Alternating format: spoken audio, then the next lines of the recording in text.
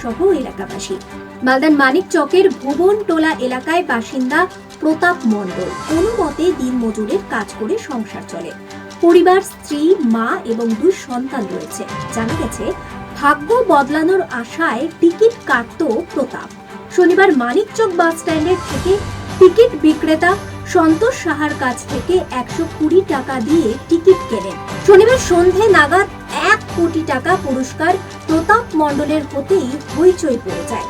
দিনমজুর ব্যক্তির 1 কোটি টাকা পুরস্কার পেয়ে ভাগ্য বদলালো প্রতাপের। তিনি ইচ্ছে প্রকাশ করেন 2 সন্তানকে উচ্চ শিক্ষিত করা এবং নিজের ভাঙা চোরা বাড়ির বদলে একটি নতুন বাড়ি করা। মানে কাটছে তা আমি দেখে কেটেছি, এবার লেগেছে। কত টাকা? আমি কেটেছিলাম 120 টাকার টিকিট কেটেছিলাম। ওই 2 পার্ট ছিল, 08, 09। ওই তো 08টা লেগেছে। কত লেগেছে? 1 কোটি টাকা। কোথায় লেগেছে? কোথায় কেটেছে? মানিক চকে সন্তোষের কাছে। প্রশাসনকে জানিয়েছে? হ্যাঁ, জানিয়েছি। না, আমি কোনোদিনই ভাবিনি যে এত বড় পুরস্কার হবে। আপনি এমনি কি করেন? আমি এমনি লেবারি কাজ করি। আপনি এত দরিদ্র থেকে আজকে কোটিপতি, কেমন লাগছে? আমার খুব ভালো লাগছে।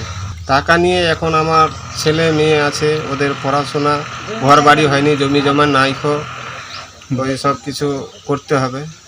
বাচ্চাদের পড়াবে? হ্যাঁ, কিছু জমা রাখবো, মেয়ে ছেলেদের জন্য বিয়ে ব্যবস্থা করতে হবে। তারপরে আরও ঘর বাড়ি ভালো করে দিতে হবে। তারপরে আর কি যেটা থাকবে, ছেলেমেয়েরা খুবই ভালো লাগছে আমাকে। পাথর ছাড়াই প্রতিকার সম্ভব। মালদার প্রাচীনতম ভৃগু বংশ জ্যোতিষী পণ্ডিত এস শাস্ত্রী।